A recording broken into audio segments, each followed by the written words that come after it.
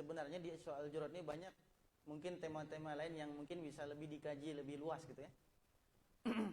Akan tetapi karena memang sudah dibagi kata usul ilmi, jadi tetap temanya mengacu kepada surah Al-Hujurat 1 sampai 5 ini. Dan kebetulan saya ternyata hubungannya karena banyak di antara asatid wal asatizah itu yang masih menghafal ya surah Al-Hujurat.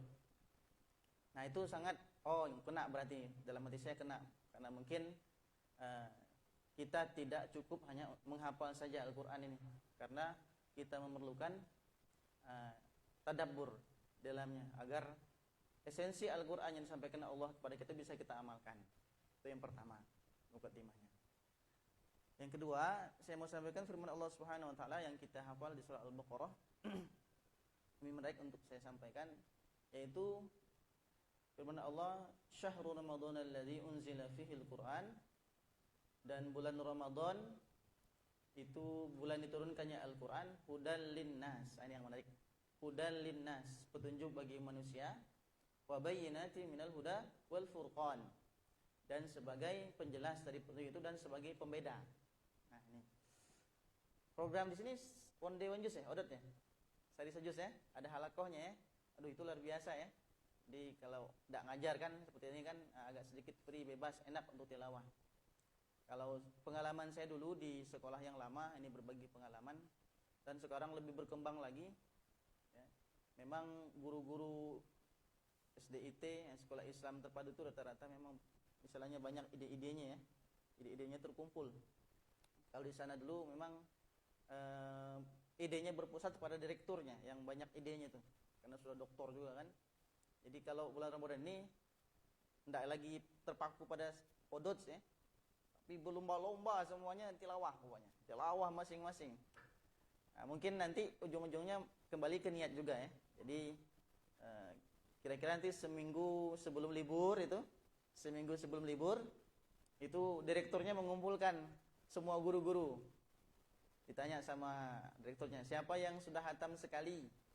Itu baru ukuran kira-kira seminggu atau seminggu lebih gitu kan. Siapa yang udah tamu sekali? Angkat tangan. Sini. Dikeluarkan dompet, 100. Enak kan? Enak. Siapa yang hafal 2 kali? Angkat langsung 5 lembar. Masya Allah. Waduh, 500. Tambahan apa? Tambahan THR nih kan. Jadi setiap tahun itu semangat semua. Walaupun saya bilang tadi tergantung niat nanti kan, ujung-ujungnya kan tergantung niat kan. Ada yang udah lomba nih. Waduh, Masya Allah, tilawah. Jadi termotivasi. Saya suatu hari itu dalam setahun itu belum selesai karena sibuk ngajar kan. Nah, terpikir dengan itu juga kan. Siapa yang tilawah 1 juz? Tidak ngangkat tangan. Nah, kita malu sendiri kan. Ujung-ujungnya. Loh, kenapa kok guru SDIT kok nggak bisa hatam sekali seminggu gitu misalnya.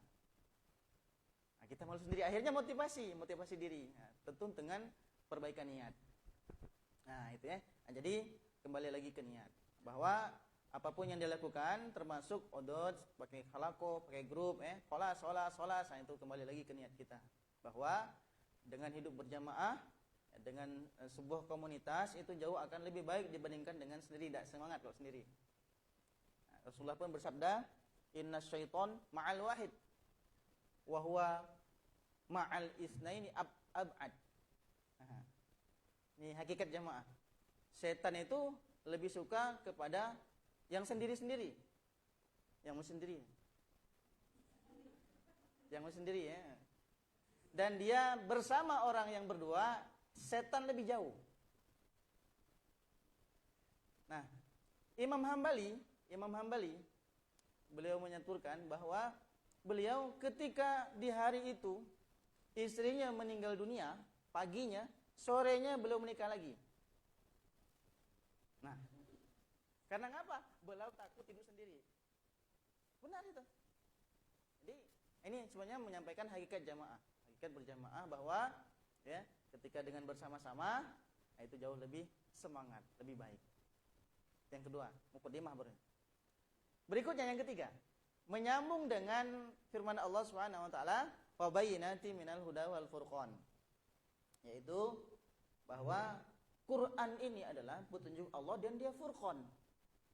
Yang ini kadang-kadang yang tidak kita dapatkan dalam hidup kita, furqan ini. Sesungguhnya Al-Quran itu kalau ditadabburi jadi petunjuk dan jadi furqan, pembeda. Nah, pembeda ini, furqan ini kan gelar Umar bin Khattab Al-Faruq Umar Al-Faruq. Yang kita kenal Umar bin Khattab ini, jangankan terkait dengan permasalahan Islam, bahkan saking kuatnya Umar bin Khattab, setan pun lari kan. Inna syaiton la yakhafu minka ya Umar, kata Rasulullah. Setan ini takut padamu wahai Umar. Lakiyannaka syaiton qattun salikan fajjan salaka fajjan ghairu fajjika. Kalau ada setan yang lewat bertepatan denganmu, maka setan akan nyari jalan lain. Coba kalau zaman kita ada orang nama Umar bertemu dengan setan, siapa yang lari? Umar apa setan? Nah, itu iman kan. Nah, jadi ini didapatkan furqan ini. Ini saya dapatkan kemarin. Waduh, masya Allah, bincang-bincang santai dengan Ustaz Samsul Rahman di hotel, bahwa kita ini sebenarnya memiliki modal furqan dalam diri kita. Tapi furqannya harus diaktifasi, harus diaktifkan. Dan kita kalau memiliki furqan, maka kita tidak, dan ilmu di Al-Quran tidak akan cukup hanya dengan membaca. Ya, membaca pahalanya besar. Yang di-share Ustazah Bini itu sejuta berapa? Sejuta 27. No, share lupa juga nih. Jumlah huruf Al-Quran berapa? Nah, muka lah lupa. Sejuta 20. Jumlah huruf Al-Quran berapa? Sejuta 20.000. 27.000. Sejuta 27.000 huruf kan? Nah, ya, baca Al-Quran khatam sekali mendapatkan pahala sejuta kali 1.027.000 kan isinya. Dikali dengan 10. Dikali dengan 70. Dikali 70. Itu kalau khatam sekali kan? Nah, itu dalam hitungan kita.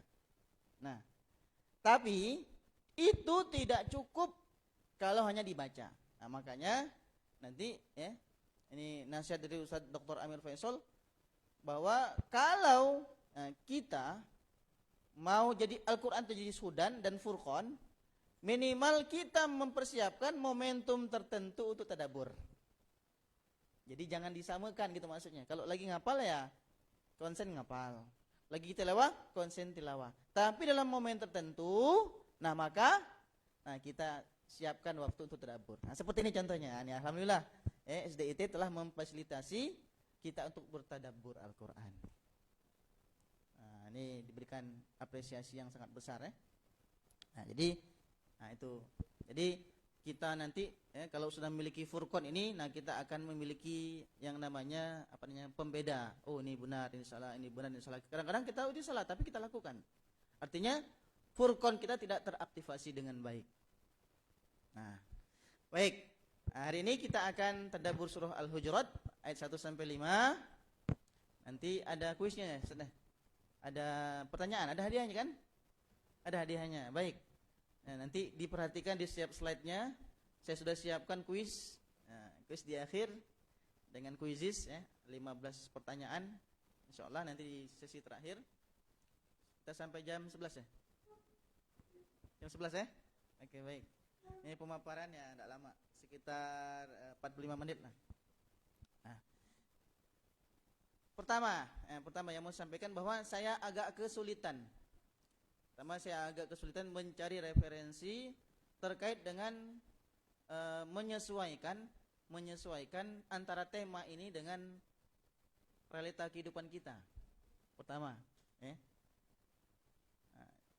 jadi makanya tema kita tadabbur nih. Agar nanti ketika yang disampaikan bukan pendapat penafsir tapi pendapat saya, itu tidak jadi masalah karena kita tadabbur. Ya. Nah, Pertama, yang mau saya sampaikan bahwa kategori ayat surah Al-Hujurat ini pertama, ya, bahwa di Al-Qur'an itu secara panjang pendeknya itu dibagi menjadi beberapa bagian, ya. Pernah dengar nggak dengan pembagian Al-Qur'an menurut panjang pendeknya? Pernah mendengar, ya? Nah, itu dibagi. Nah, ini tidak usah nyatat-nyatat, ini banyak tulisannya, nanti kalau mau materi dengan Ustaz Irawan. Ini diantaranya pertama namanya surah At-Tiwal. At-Tiwal itu yang panjang. Surah yang panjang ini dibagi 4. Nah, itu diantaranya 7, ya. Surah At-Tiwal, Al-Baqarah, Al-Imran, An-Nisa, Al-Maidah, Al-An'am, Al-Arab, Al-Anfal. Itu yang panjang-panjang. Ada surah Al-Mi'in atau Al-Mi'un, sama. Itu yang suratnya panjangnya di atas 100. Nah, di atas 100. Nah, silakan nanti dilihat kategorinya. Kalau lagi baca nih jumlahnya di atas 100 misalnya. Tapi di luar dari ini At-Tiwal. Nah, berarti surat Al-Mi'un atau Al-Mi'in. Ada juga disebut dengan nama Al-Masani. Al-Masani artinya secara bahasa yang diulang-ulang, ya, seperti nama Al-Fatihah, Sab'ul Masani, kan? Artinya apa? Nah, ini terkait dengan bahasan tentang kewajiban-kewajiban atau faraid atau hukum-hukum syariat. Nah, ada yang disebut dengan surat Al-Mufassal. Nah, faslun artinya pemisah, ya, atau batas.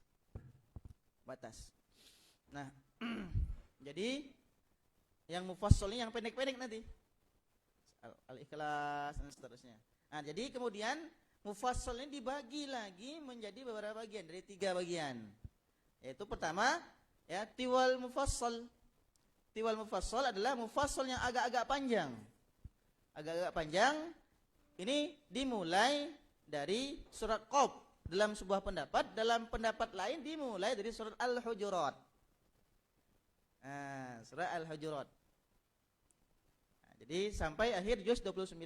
Itu mufassal yang tiwal, yang panjang. Ada juga yang wasat atau pertengahan. Pertengahan, nah itu dimulai dari An-Naba sampai Ad-Duha. Nah, kemudian jadi kalau orang baca Ad-Duha kan itu kan populer di masyarakat kita, ya. Itu masih yang pertengahan, nah, panjangnya pertengahan. Ada yang kisar itu yang pendek, mufassal pendek, itu dari Insyirah sampai An-Nas. Ini pembagian Quran menurut panjang pendeknya. Jadi, kenapa saya bahas ini? Karena kita ternyata mengawali pembahasan tadabbur ini pada surah yang dikategorikan surat mufassal yang tiwal, panjang. Tapi motivasinya Ustaz Hilmi apa?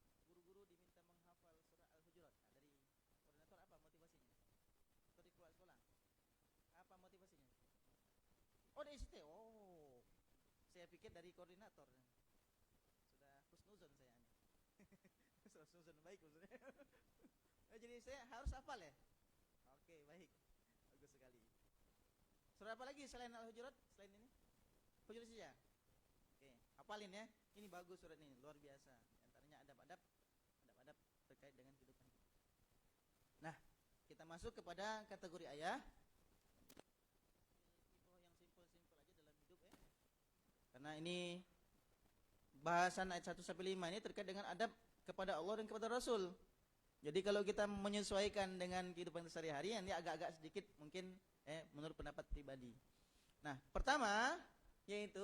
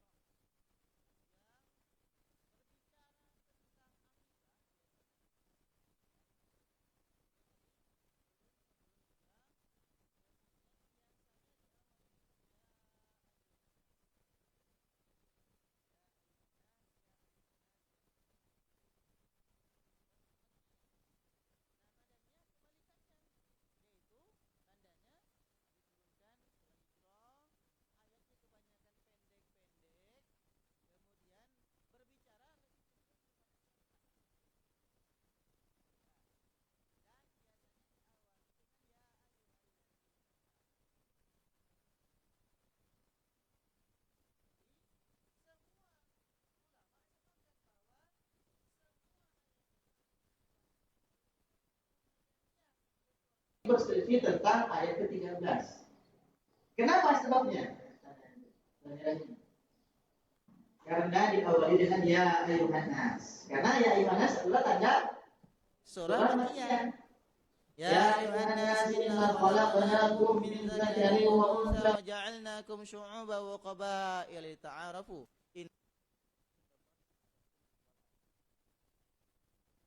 Jadi ya kecuali ini, tapi kemudian ulama juga sepakat walaupun dia ayuhan nas tetap dikategorikan sebagai ayat madaniyah gitu. Ini yang khilafiyahnya maksudnya. Itu yang pertama, kategori ayatnya. Kemudian yang kedua, ini turun tahun 9 Hijrah. 9 Hijrah disebutkan dengan Amul Wufud. Wafdun itu utusan. Nah, jadi pada tahun ini itu banyak kabilah-kabilah yang datang kepada Rasulullah SAW untuk belajar tentang Islam. Nah, belajar tentang Islam. Di antara mereka nanti itu ada ya orang-orang Badui yang kurang adabnya. Orang Badui itu kurang adabnya. Nah, karena memang belum mengetahui secara mendalam terkait dengan adab-adab Islami. Ya mungkin antum masih ingat ya tentang orang Badui yang kencing di masjid Rasulullah. Nah, itu kurang adab. Itu yang kedua. Yang ketiga, nama surah ini cuma satu. Kalau kita lihat di surah-surah lain itu kadang-kadang ada 2-3 nama ya. Al-Fatihah sampai berapa nama? Asy-Syifa, As-Sab'ul Masani, Al-Fatihah, Al-Ummul, Al-Um dan lain sebagainya. Nah, ini diambil dari ayat yang 4. Ada katanya Hujurat itu. Innal ladzina yunadunaka min wara'il hujurat. Hujurat. Aktsaruhum la ya'qilun. Nanti akan kita bahas.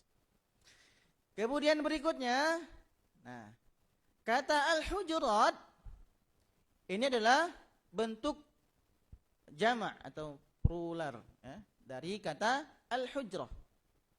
Al-hujrah. Nah, secara bahasa artinya kamar ya, bukan kamar ya. Kayak teras gitu. Teras. Nanti kita akan bedakan. Nah, kalau misalnya lihat seperti ini gambarnya, gambar rumah Nabi ya, kurang lebih yang banyak diabadikan di Masjid Nabawi itu, ya, rumah-rumah kecil apa namanya? Apa namanya yang biasa di museum-museum yang kecil itu apa namanya? Maket. Ada nama lainnya selain itu?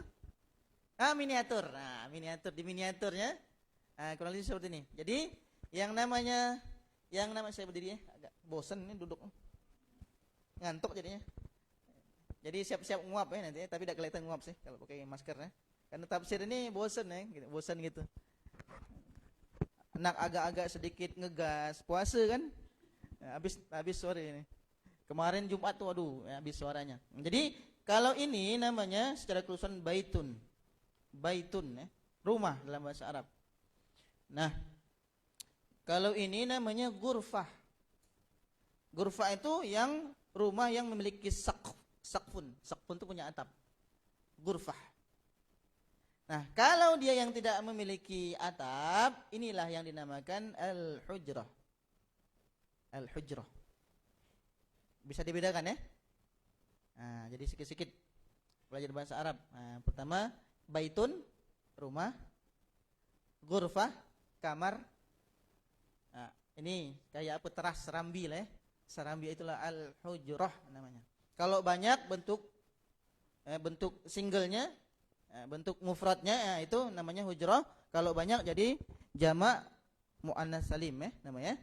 Jadi hal hujurat. Nah, duduk lagi. Oke. Kalau kita melihat kondisi rumah Nabi, waduh ngeri ya. Bukan ngeri, maksudnya kita membandingkan dengan rumah kita sekarang ya. Anda lihat nih. Syaqlud taqribun lil baiti ma'al hujrah. Lihat, perhatikan. Nah, ini perhatikan panjangnya, lebarnya 5,2 meter enggak? Ini lebar. Ini hal hujrahnya 2,5. Ini 1,6. Nah, ini 3 ya. 5. Nah, jadi ini 4 meter lebar, agak ngelebar sedikit ya. Bab min khashab, pintu dari kayu. Hujra al-Aisyah, ini serambi tempat Aisyah. Perhatikan tingginya, irtifa' aqallu min 2 meter. Ya, jadi atap itu kurang dari 2 meter enggak? Tinggi ya. Nah, segini enggak ya? Ini enggak habis baterainya. Ya. Cek udah hilang-hilang. Jadi enggak tinggi rumahnya. Rumahnya enggak tinggi. Jadi bandingkan rumah kita sekarang sudah sangat nyaman ya. Sangat nyaman sekali. Jadi banyak-banyak bersyukur. Hasan al-Basri, kategori apa Hasan al-Basri ini?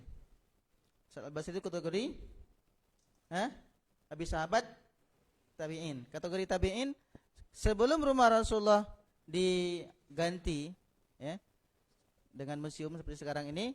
Nah, maka beliau pernah di rumah Rasulullah itu ngejelau tangan ke atas itu sampai saking tidak tingginya, rendah rumah Rasulullah. Nah, jadi makanya sahabat tabi'in dan ulama salaf ketika rumah Rasulullah ingin dibongkar dengan mereka sedih gitu ya. Kenapa sedih? Karena mereka menginginkan anak cucu mereka agar bisa melihat bagaimana ketawaduan, kesahajaan Rasulullah SAW dari segi hal terkait dengan rumah. Nah, perhatikan ya, di sini Rasulullah sholat malam, di sini Rasulullah tidur dengan Aisyah. Tidak macam gitu kan, rumah banyak kamarnya. Itu lah 9 kali 10 meter jadi nak nambah lagi 9 ke 10 ya. 9 kali 11, nah itulah sangat gede sekali itu.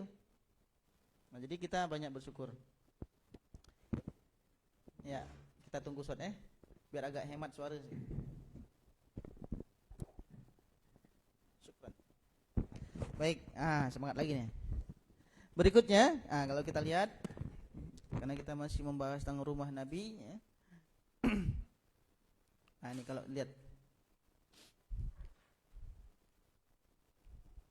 hadza huwa hal al-hujrah an-nabawiyah asy-syarifah min dakhili wa yabdu bil mujassim qabri al-habib sallallahu alaihi wasallam ya. Al-awwal min al-yamin wa yalihi al-mubashshara qabru sayyidina Abi Bakar, ani kubur dari dalam ya. Ini bisa dilihat, diakses di Google. Kayak ginilah rumahnya kira-kira. Ya, jadi suatu hari Umar menangis ketika datang ke rumah Rasulullah SAW. Rasulullah lagi berbaring di atas tikar. Ketika lagi berbaring, pas bangun ada bekas cap-cap tikar ini bergaris-garis kan. Ya Allah Rasulullah, begininya kamu ini kehidupan sebagai seorang nabi kan. Sementara kaisar-kaisar Kisra bergelimangan dengan harta. Ya. Apa yang dikatakan Rasulullah SAW? Apakah engkau tahu? Walaupun mereka mendapatkan kesenangan di dunia, ya, akan tapi mereka tidak mendapatkan kesenangan akhirat. Kita biarlah tidak apa-apa, zuhud, ya, mendapatkan bukan kesengsaraan sebenarnya. Itu sebenarnya yang dibangun dari dasar hati ya, qanaah, yaitu qalbun syakirun, hati yang senantiasa bersyukur. Nah, jadi pemimpin yang kategorinya dunia, bahkan top rekod nomor 1 di dunia, rumahnya seperti ini. Ini bukan berarti saya memotivasi ibu-ibu jangan buat rumah gede-gede lah kayak Rasul, jangan juga. Jangan juga kan. Karena mengapa? Dikarenakan salah satu yang kata Rasulullah, arba'un minas sa'adah. Salah satu yang merupakan bagian dari kebahagiaan di dunia ini. Ya. Yang pertama, ya, baitul wasi'. Rumah yang luas itu bagian dari kebahagiaan. Jadi banyak kan yang pengen rumah bagus kan. Nah, kalau rumah banyak anak pengen dirumahkan di kolam renang kan, iya kan? Ya, kalau kaplingan gimana nak buat kolam? Tanah kaplingan 10 kali 15. Untuk pekarangan, nah buat kolam di mana? Nah, untuk ruang tamu bagaimana? Sementara kita umat Islam juga diminta untuk supaya kaya agar bisa ketika tamu datang ke rumah kita bisa memuliakan tamu. Jadi yang proporsional. Ya. Baitul wasi', kemudian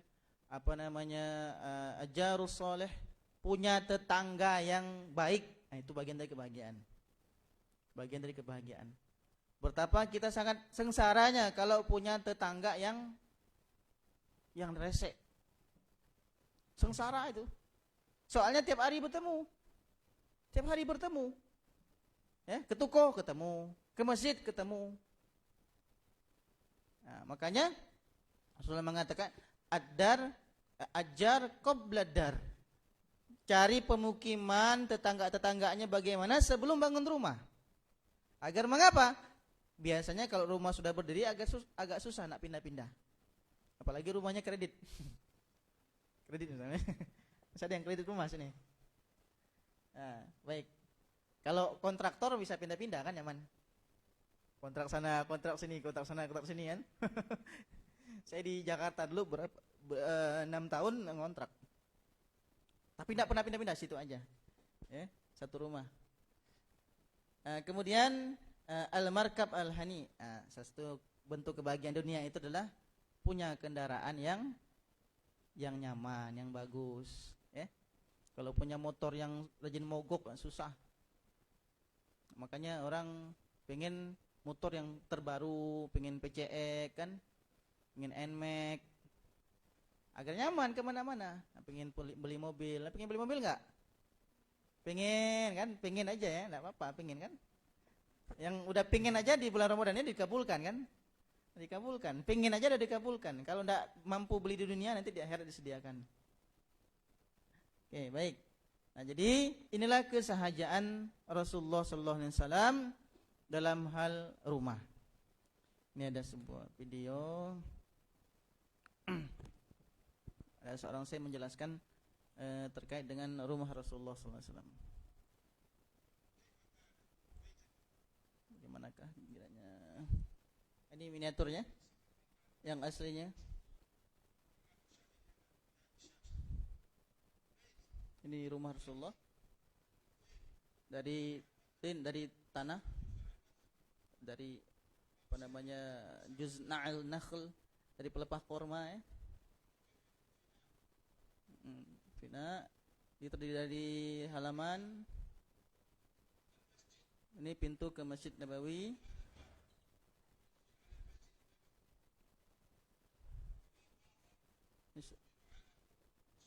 Nah, ini ke wisadah ke sana ya, ke lapangan. Luasnya masahat luas. Qasr disebut di beliau istana.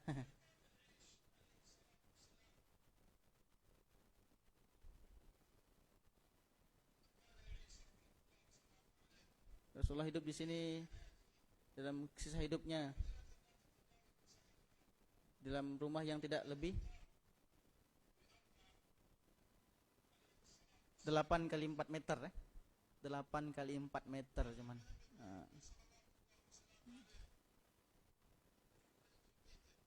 Di sini beliau tempat sholat malamnya, tempat yang sempit.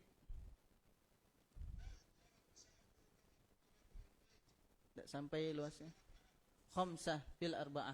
5 kali 4, tak lebih dari 5 kali 4 ya. Ini 3 kali 4.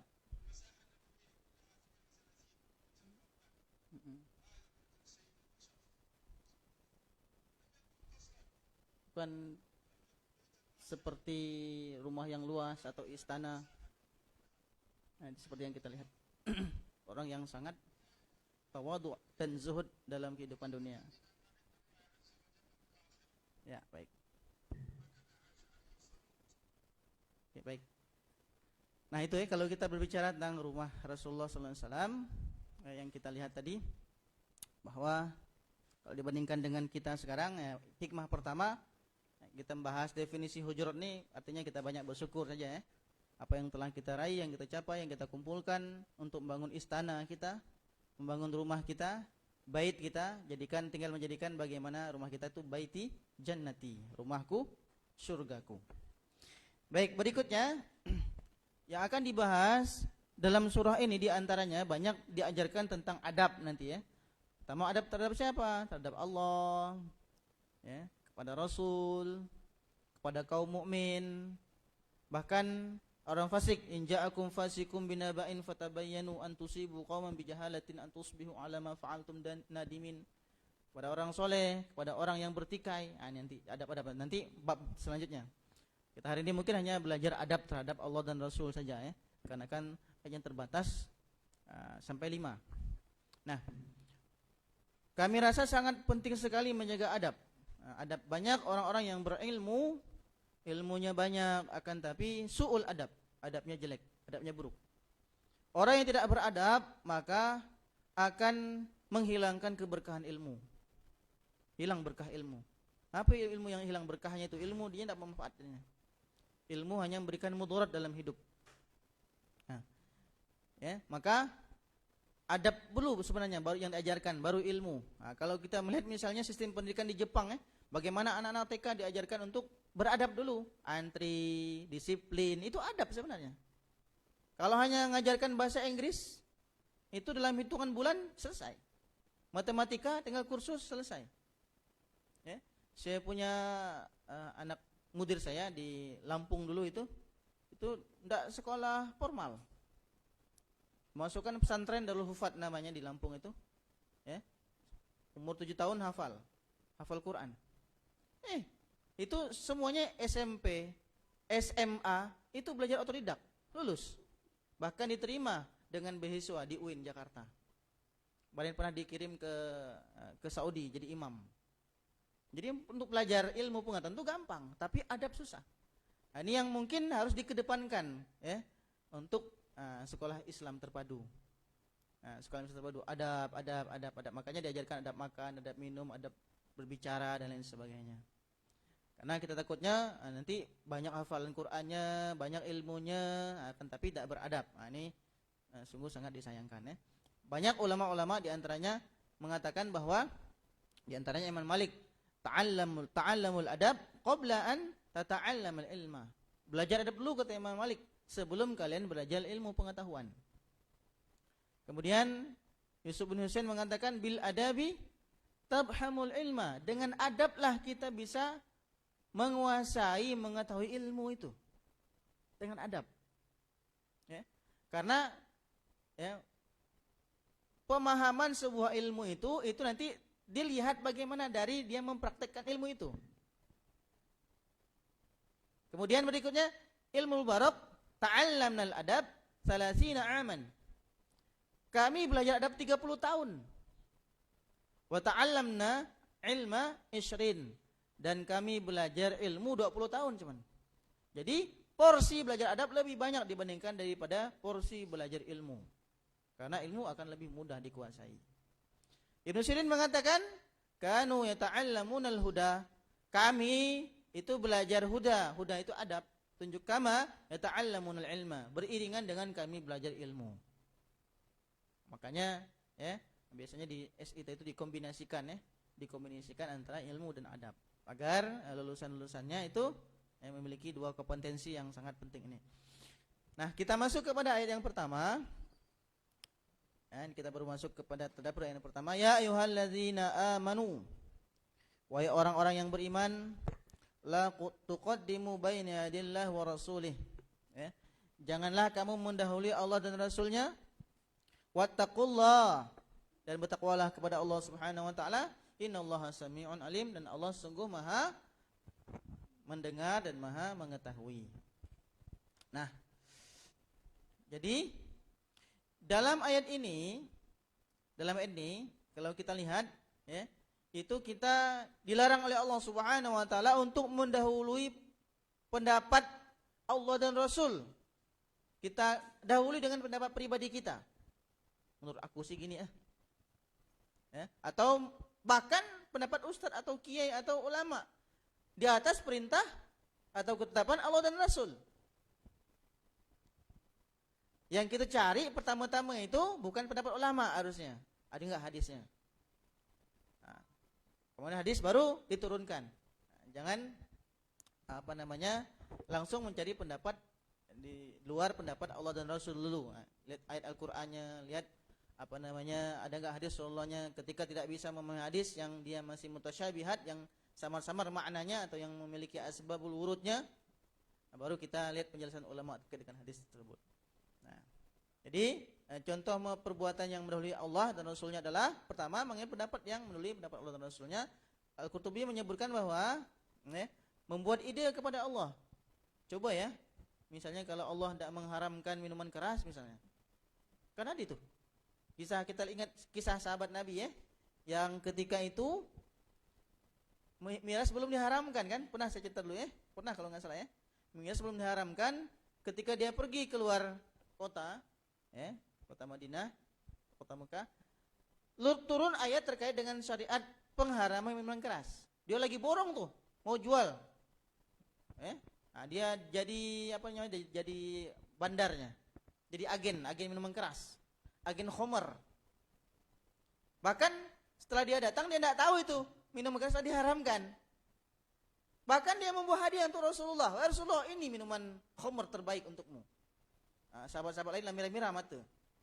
Kenapa? Soalnya diharamkan kan? Dia tidak tahu kan? Nggak tahu dia. Nah, Rasulullah jelaskan bahwa khomer sudah diharamkan. Apa yang dilakukan oleh dia? Kemudian ditebuk dia semua minuman kerasnya, dibuang dia semua. Kalau kita pendapat, sehari inilah kita habis dulu stok baru diharamkan. Misalnya gitu kan, munak kan, biar tidak rugi gitu kan. Itu kalau kita tidak boleh. Nah, jadi mengutamakan Allah Rasul dulu. Ini tentunya terkait dengan kuatnya iman seseorang ya. Semakin kuat iman seseorang akan semakin kuat juga dia dalam hal meninggalkan larangan-larangan Allah Subhanahu wa taala. Nah, baik. Nah, kita kembali ke sababun nuzul. Nah, ini dalam tafsir As-Sa'di, makanya saya kombinasi banyak-banyak tafsir biar agak mendapatkan makna yang agak-agak sesuai dengan kehidupan kita ya. Beliau mengatakan dalam Sahih Bukhari meriwayatkan bahwa ini ada kaum namanya Bani Tamim. Bani Tamim datang kepada Rasulullah SAW. Jadi Bani Tamim ini tadi disebut sebagai A'rab A'rab Badui, Arab Badui. Nah, jadi di sana ada utusan namanya Qa' bin Ma'bad bin Zurarah ya. Nah, Abu Bakar ini menyuruh Rasulullah, meminta Rasulullah, bukan menyuruh ya, baik, menyuruh Rasulullah.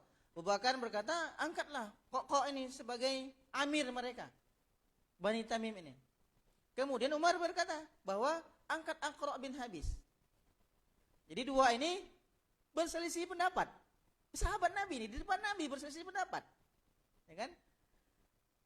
Abu Bakar berkata, engkau ini tidak menginginkan saling menyelisihiku Umar. Kau ini nak berbeda pendapat kan aku lah, gawe enggak kan? Sakit kan? Kata Pak, pendapat kau ni selalu nyangkal pendapat aku lah. Ada ke guru macam itu? Ini tak ada. Saya enggak tahu apa itu biasa itu. Ini juga kita ambil pelajaran dari kisah sahabat ini. Sahabat Nabi ini. Umar menjawab, aku tidak bermaksud menyelisihimu. Maka keduanya berbantah-bantahan sampai suaranya keras. Kemudian turunlah ayat ini. Ya ayyuhallazina amanu la tuqaddimu baina yadayillahi wa rasulihi wattaqullah. Kenapa? Dikarenakan mereka berdua sudah memiliki pendapat sebelum pendapat Nabi dan pendapat Allah. Nah, bahkan sampai berbantah-bantahan. Saya ingat dengan Aqra' bin Habis ini. Nah, ini orang yang Badui, pernah suatu hari ketemu dengan Rasulullah SAW. Dia melihat Rasulullah menciumi cucunya. Cucu Rasulullah cium Rasulullah. Nah, dia ini Aqra' bin Habis ini dalam sebuah riwayat disebutkan bahwa beliau ini adalah orang yang memiliki istri banyak. Istri banyak. Dalam sebuah riwayat disebutkan 10 bininya. Waktu itu belum turun surat terkait dengan larangan beristri banyak. Ya kan? Jadi beliau berkata, wahai Nabi Allah, wahai Muhammad, wahai Rasulullah, ya, saya lihat kamu menciumi cucumu. Tidak sebagaimana yang biasa saya lakukan. Saya punya anak 10, dari 10 bini, 10 cabang itu. Tidak satu pun pernah saya cium. Nah, jadi wataknya keras. Mungkin laki-laki zaman itu gawainya mungkin melintir janggut mungkin berwibawa gitu. Kan? Jadi kan anak tuh garang gitu kan. Tidak satu pun anak yang pernah dicium sama dia. Bayangkan ya. Nah, jadi bininya 10. Setelah turunnya ayat setelah turunnya ayat tentang larangan beristri lebih dari 10. Nah, maka ini menjadi khilafiyah ulama, yang mana yang diambil dia sebagai 4 istrinya kan? Yang paling laga atau yang paling tua atau yang paling muda itu enggak tahu lah. Cuman dia 10 binian, kau sih kok jangan dapat. Astagfirullahalazim. Ndak kuang empak di bulan puasa. Astagfirullahalazim. Maaf ya cuma joke saja ya, maaf ya insyaallah. Ini pun sabar pun nanti dapat yang terbaik. Amin. Jadi pertama ini yaitu mengajarkan terhadap Allah Subhanahu wa taala. Irawan juga ini ukuran adik nih. Irawan belakang. Soalnya dia paling depan. Ini lalaku. Ini lu juga kan. Oke, baik. Pertama yaitu kita akan belajar adab terhadap Allah Subhanahu wa taala. Pertama, ini agak cepat sedikit sudah setengah 11. Pertama yaitu adab kepada Allah itu di samping tidak boleh mendahului pendapat Allah dan Rasulnya. Pertama yaitu kita iman, ini sudah lewat lah kita. Kemudian syukur, tidak kufur dengan nikmat. Fadhkuruni azkurkum washkuruli wala takfurun. Kemudian berikutnya senantiasa mengingat Allah Subhanahu wa taala, wala takunu kallazina nasullaha fa ansahum anfusahum. Ini ulama mufassir menyebutkan makna dari ayat ini, janganlah kalian menjadi orang-orang yang nusullah, yang lupakan Allah Subhanahu wa taala. Fa ansahum anfusahum. Maka kamu dijadikan lupa untuk melakukan kebaikan-kebaikan, gitu katanya. Kamu dijadikan lupa untuk melakukan kebaikan-kebaikan. Kalau orang melakukan perbuatan jahat, masih ingat itu perbuatan jahat, itu masih akan ada kesempatan kembali kepada kebaikan. Kira-kira kalau orang berbuat jahat, ingat nggak itu perbuatan jahat? Kira-kira sadar nggak? Orang maling, tahu nggak itu perbuatan jahat? Tahu kan? Makanya nggak ada orang yang maling baca Bismillah dulu. Sebelum maling kita baca Bismillah dulu Bismillah. Allahumma yassiru wala tu'assir. Ya Allah, permudahlah kami maling, jangan dipersulit. Ada kan? Karena dia tahu itu perbuatan jahat, perbuatan buruk. Yang permasalahan ketika seseorang sudah tidak ingat lagi bagaimana cara berbuat baik. Nah, itu berat itu. Ya. Harus turun mesin itu. Nah, itu susah. Sudah penuh dengan kerak kotor dalam hatinya. Kemudian taat dan tidak bermaksiat, ini adab kepada Allah. Kemudian tidak mendolimi Allah, ini ayatnya, ini yang tadi kita bahas ayat pertama. Di antara adab kepada Allah Subhanahu wa taala takut terhadap siksanya. Wala takhshawun nas wakhshawni wala tashtadu bi ayati thamanan qalila. Al-khauf Takut itu khauf bahasa Arabnya. Khauf, takut. Ini bukan seperti kita takut kepada hewan buas, bukan takut akan siksa Allah Subhanahu wa taala. Kemudian malu, al-haya syu'batul minal iman. Dalam hadis apa ini disebutkan, idza lam tastahyi fasna' ma syi'ta. Kalau engkau tidak malu, maka berbuatlah sesuka hatimu. Ini bukan maksudnya. Nah, nanti kita bahas di hadis arba'in itu penjelasan terkait dengan hadis ini bukan artinya seperti itu. Ada penjelasan lain. Ada yang maknanya ibahah, pembolehan, kan? Nah, misalnya apa? Misalnya Ustadz Ustadz Hilmi misalnya di rumah pakai celana kolor, boleh nggak? Boleh nggak? Celana kolor boleh. Pakai baju celana kolor, pakai baju kerut, pakai baju kaos. Boleh. Berjalan sekomplek-komplekan misalnya, boleh nggak? Boleh nggak? Boleh, boleh saja kalau tidak malu. Yang penting tutup aurat, itu aja. Maksudnya kolornya jangan yang segini. Kalau yang segini saya juga nggak berani juga ya. Yang segini di bawah lutut kan, yang nutup aurat, kayaknya kan tidak apa-apa. Nutup aurat kan. Aurat laki-laki kan dari pusar sampai lutut. Tapi kalau pakai baju kerut, Ustadz ini keliling sekomplek-komplek kan, boleh nggak? Ya boleh. Boleh kalau tidak itu mananya ibahah.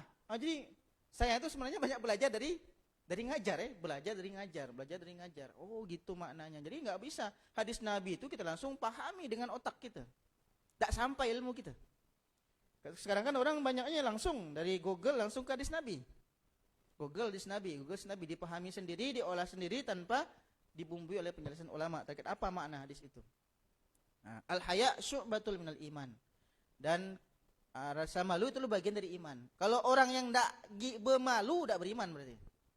Tidak lagi punya malu, tidak beriman. Nah, yang kita sebut dengan muka badak. Nah, yang tidak bermalu. Oke, baik. Kemudian ini bagian dari adab kepada Allah, bertaubat. Kullu ibni Adam khata'un. Nah, ini sudah familiar hadisnya. Setiap kita pasti bersalah dan sebaik-baik orang yang bersalah adalah yang bertaubat. Dalam surat dalam surat apa tuh? Syekh yang Hafiz. Syekh ayu ayah hadza. Kanu minal laili ma yahja'una bil asharihum yastaghfirun. Fi surat Madza? Az-Zariyat. Nah, sahih. Dalam surat Az-Zariyat tanda-tanda orang soleh adalah ya, kanu minal laili ma yahja'un. Di malam itu banyak begadang. Wabil asharihum yastaghfirun. Di waktu sahur, ini masih kaitan dengan puasa. Di waktu sahur mereka banyak meminta maaf, minta ampun, beristighfar kepada Allah Subhanahu wa taala. Nah, sekarang ini banyak siaran televisi sebenarnya itu waktu yang baik untuk beristighfar ya. Siaran televisi. Kalau TV One saya lihat itu masih ada ceramah Ustaz Abdul Somad ya. Alhamdulillah, tapi TV-TV lain saya tidak pernah putar. Karena fokus untuk yang lain-lain. Nah, mungkin ada siaran-siaran yang ya biasalah ya.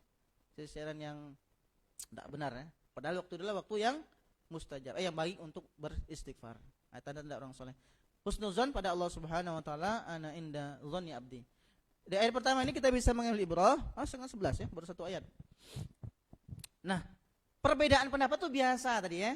Nah, memang ada kadang-kadang orang yang kecerdasannya di atas rata-rata ya. Banyak idenya kan. Berbeda pendapat satu dengan yang lain itu biasa. Sebagaimana Abu Bakar dan Umar tadi dia berbeda pendapat. Akan tetapi ya, yang paling penting bagaimana kita bisa menjaga adab kalau kita berbeda pendapat dengan yang lainnya. Nah, ya. Pertama, waqsid fi masyika waqdud min sautik. Nah, maka rendahkanlah suara, pelankanlah suara, ya. Nah, dalam berjalan juga sederhanakan, jangan sombong. Ya, inna ankarul aswati la sautul hamir. Sangat seburuk-buruk suara adalah suara keledai.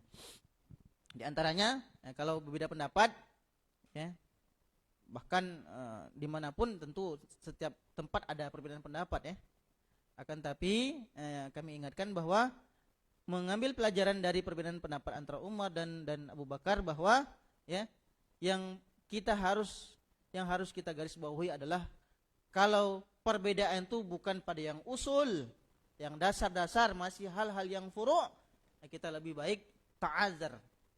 Kita lebih baik saling toleransi. Ya. Nah, ta'awan fima ittafaqna wa ta'azar fima ikhtalafna kan? Kita saling bertoleransi kalau kita beda pendapat. Tapi kita saling tolong-menolong kalau hal-hal yang kita sepakati gitu kan. Nah, itu yang paling penting. Itu yang pertama. Kemudian jangan jadikan beda pendapat sebagai sumber perpecahan dan permusuhan, dan jangan saling caci dan mencaci, caci maki. Nah. Kemudian berikutnya dari ayat kedua, ya ayyuhalladzina amanu la tarfa'u aswatakum fawqa sautin nabi wa la tajharu lahu bil qawli ka jahri ba'dikum li ba'din an tahbatu a'malukum wa antum la tash'urun. Wahai orang-orang yang beriman, janganlah kalian meninggikan suaramu melebihi suara Nabi, ya. Dan jangan kamu berkata kepadanya dengan suara yang keras, sebagaimana kerasnya suara sebagian kamu terhadap sebagian lain, supaya tidak hapus pahala amalanmu sedangkan kamu tidak menyadarinya.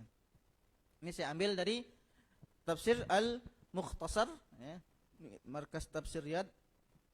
Maknanya adalah janganlah kalian memanggil hai Muhammad atau hai Ahmad, tidak boleh manggil Nabi dengan namanya ya.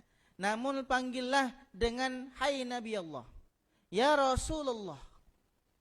Nah, ini bisa orang yang biasa manggil ini tadi pertama adalah orang Arabi tadi, orang Arab Badui memanggil ya Muhammad, tidak sopan itu. Artinya adab ini, adab terhadap orang yang lebih tua, adab terhadap orang yang mungkin lebih tinggi, ya, takwanya dibandingkan dengan kita.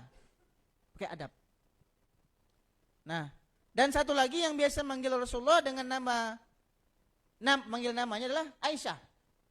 Jadi Aisyah itu ketika lagi ridho kepada Rasulullah, lagi tidak marah, panggil ya Nabi Allah, ya Rasulullah. Kalau lagi marah, panggil nama, ya Muhammad. Ibu-ibu kalau lagi marah, coba praktekkan di rumah, panggil ya, Slamet, misalnya. Yasir, Apri, berani nggak? Lagi praktek gitu, lagi praktek apa? Praktek marah, ya. Sesuai dengan sunnah Aisyah.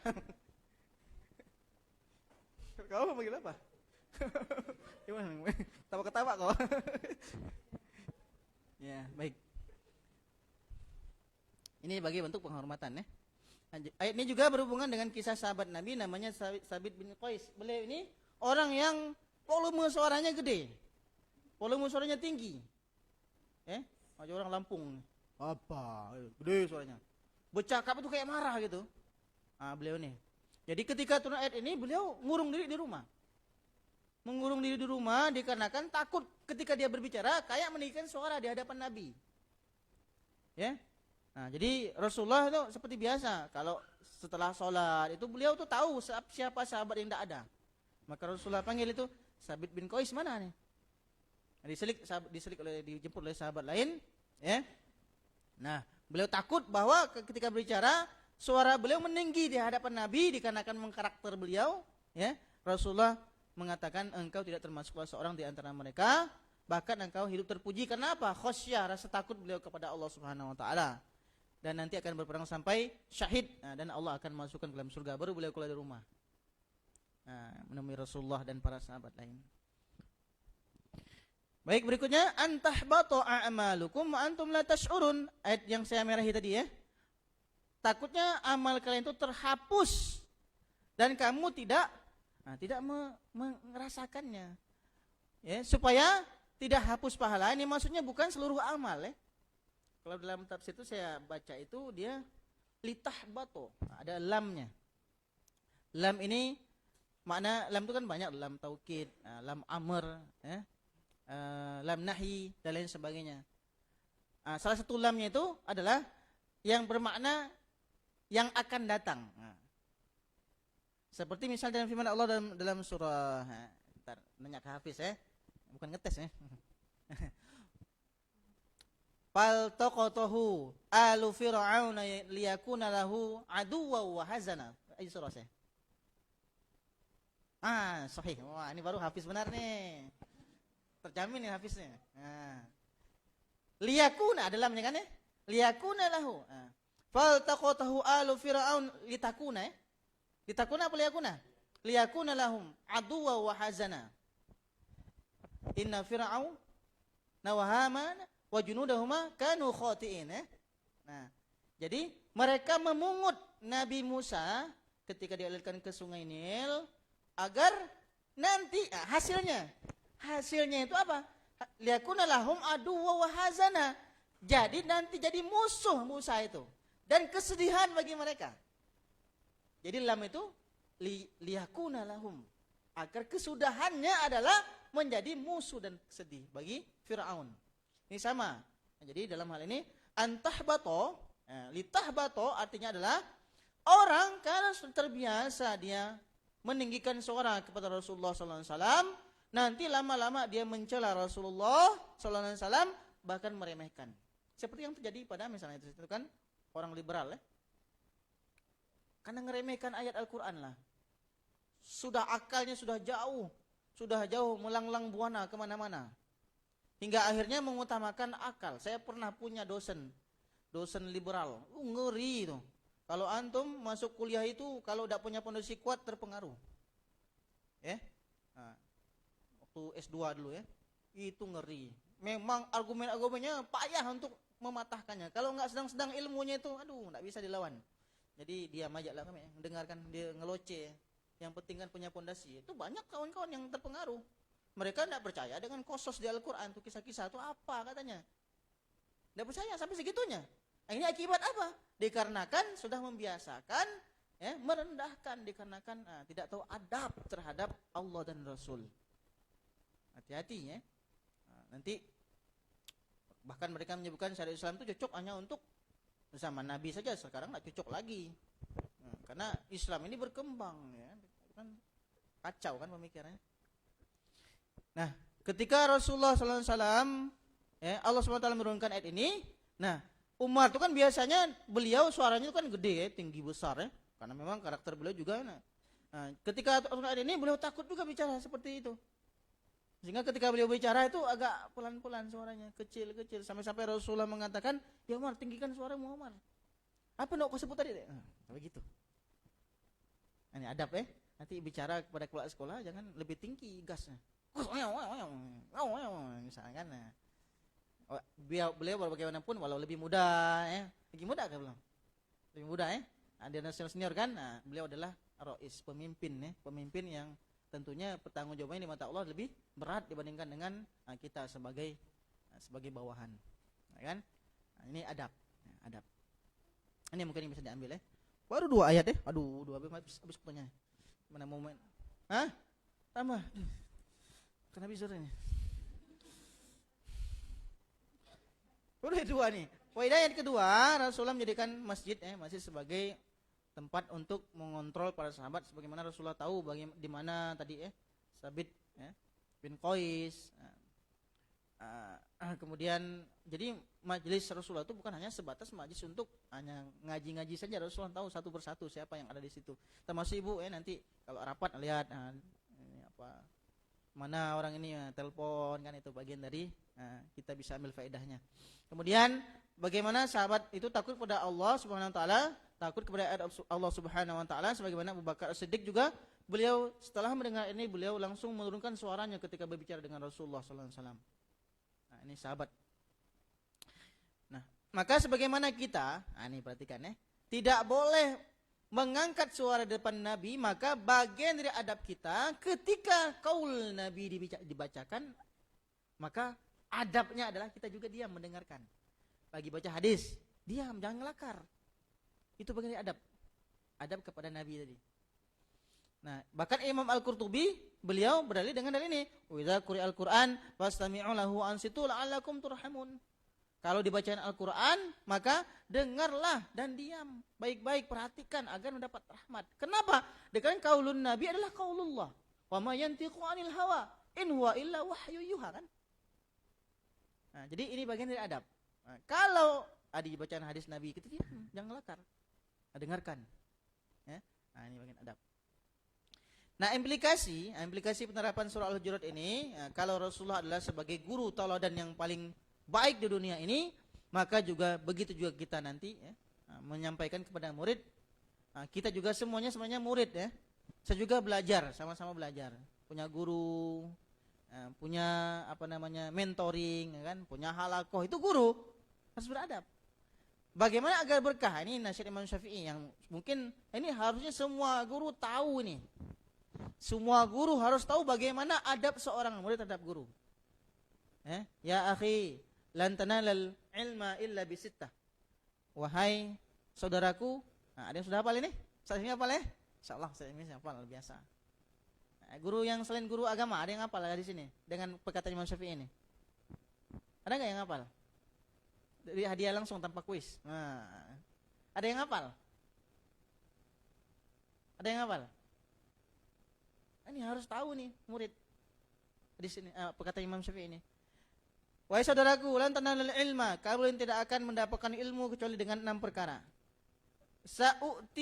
Saumbika an tafsiliha bibayanin. Aku akan menjelaskan kepadamu dengan jelas, dengan bayan, penjelasan. Pertama, zakat, kecerdasan. Hirsun, sungguhan, kesungguh-sungguhan. Kalau sungguh-sungguh belajar tidak akan dapat. Wajtihad, kerja keras, ijtihad. Bulghah itu dana, money, modal. Tidak ada ceritanya orang nak dapat ilmu tidak bermodal. Harus hanya modal. Ani wasuhbatu ustazin, pendampingan seorang guru, berteman dengan seorang guru. Makanya banyak orang yang belajarnya bukan dengan guru, belajar dengan YouTube, jadi su'ul adab. Kenapa? Karena dia tidak tanya langsung dengan ustaz, jelaskan langsung, tidak dapatkan aura rahmat, ya, berkah dari pengajian. Beda, Bu. Ya, Astazina. Orang yang belajar langsung dengan guru, dengan dia hanya belajar dengan YouTube. Beda. Jauh.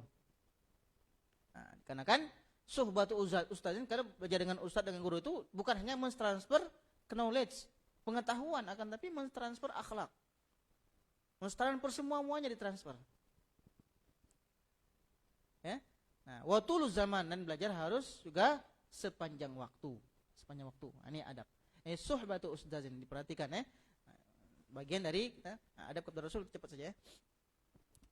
Nanti dibaca saja. Innal ladzina yaquduna aswatahum inda Rasulullah ulaika ladzina imtahanallahu qulubahum litaqwa lahum maghfiratun wa ajrun azim. Sungguhnya orang yang merendahkan suaranya di sisi Rasulullah adalah orang yang telah diuji hati mereka untuk bertakwa, bagi mereka adalah pahala yang besar. Maka hati-hati kita ini akan diuji dengan perintah dan larangan. Hati yang baik akan respect dengan perintah dan sensitif dengan larangan Allah. Saya tulis sensitif dengan larangan Allah Subhanahu wa taala. Kadang-kadang kita baca di buku tidak langsung kita bisa amalkan. Tapi ketika hadir di majelis, saya ada yang ketika datang di pengajian Syekh Muhammad Ali Jabir tuh, dengar sebuah pengajian tentang keutamaan ini. Allahumma, kalau yang kata beliau, surga itu akan merindukan kita. Kalau kita membaca doa ini, Allahumma inna nas'alukal jannah, Allahumma nas'alukal jannah, dibaca 3 kali, langsung masuk. Praktekkan sampai sekarang. Beda auranya. Kita baca biasa-biasa, tapi kalau orang yang berilmu, seorang ulama yang menyampaikan itu masuk ke dalam hati. Karena mengapa? Ilmu itu bukan hanya terbatas di pengetahuan, tapi transfer.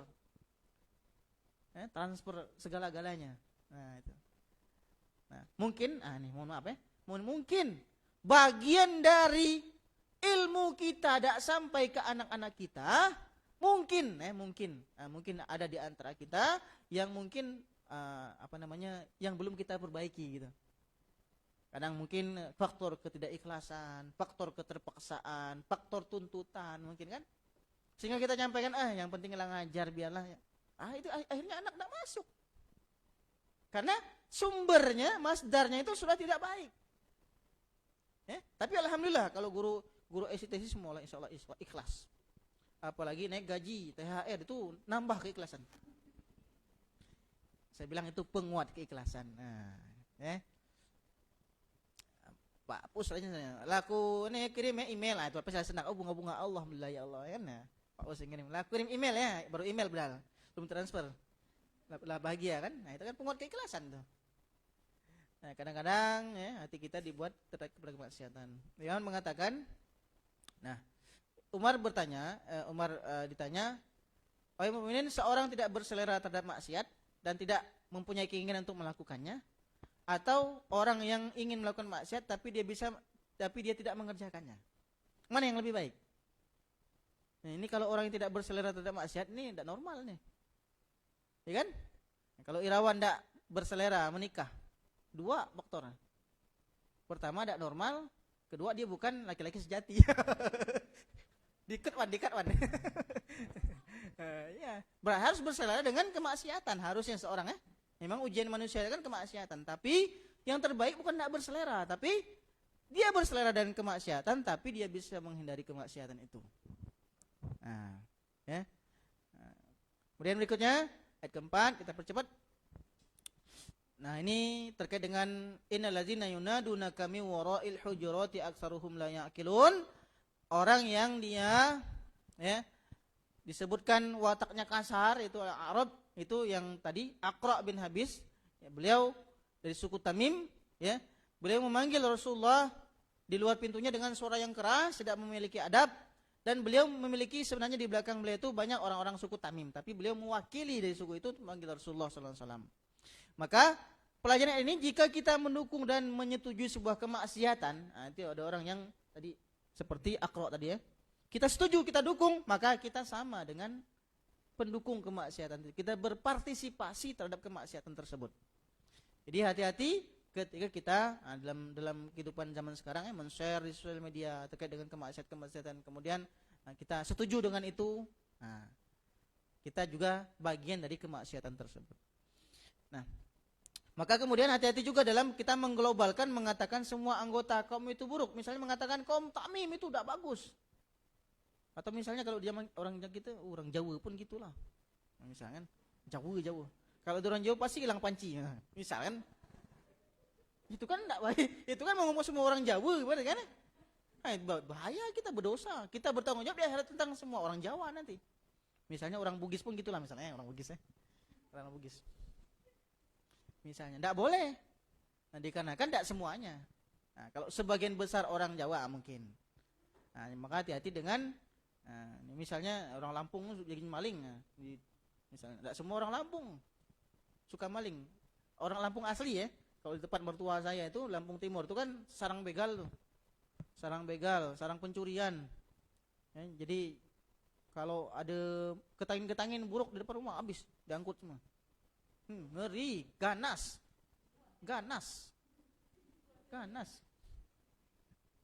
Bahkan suatu hari itu pernah, jadi ibu-ibu penjual sayur itu, dia lagi ngidupin motor, motornya di depannya dengan ambung-ambung, dia masuk ke dalam. Pas keluar lagi ambung, motor lempus dia ambil. Sadis. Berat kan, takut dia nak kabur payah kan? Cepat gerakannya. Payah nak ngebut. Nah. Jadi perkataan aktsaruhum la yaqilun itu maksudnya semua, bukan semua tapi sebagian banyak dari mereka. Jadi hati-hati kita mengglobalkan untuk menjas orang lain semuanya salah, itu hati-hati.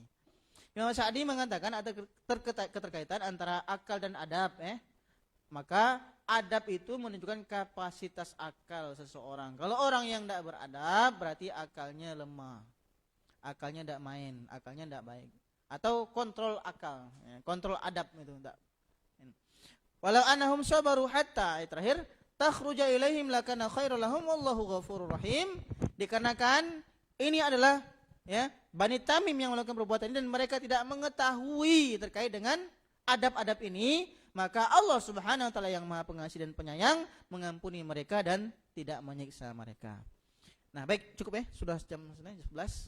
Masih ada sedikit lagi keutamaan Bani Tamim, silakan nanti dibaca Jadi memang Rasulullah SAW menegur sebagian Bani Tamim yang melakukan perbuatan ini, akan tetapi tidak semuanya, dikarenakan pujian Rasulullah kepada Bani Tamim ini sangat banyak. Dan antara 3 hal ini, mereka paling sengit dalam memiliki dajjal nanti di akhir zaman, Bani Tamim. Kemudian zakat kaumku, sampai Rasulullah mengatakan Bani Tamim adalah kaumku, dan lain sebagainya.